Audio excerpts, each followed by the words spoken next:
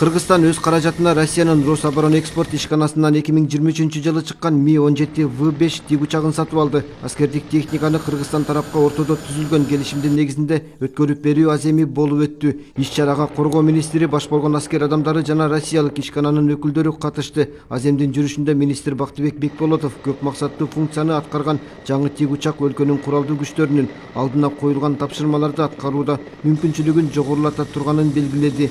Учуучу техника Кыргызстанга Ил-76 учагы менен жеткирилип, Казан тик учак заводунун өкүлдөрү тарабынан чогултулуп, учкучтар сыноодон өткөрүп көрүшкөн. Бизге деген бир жардам катары берилген жок. Бул деген мамлекеттин каражатына сатылып алган.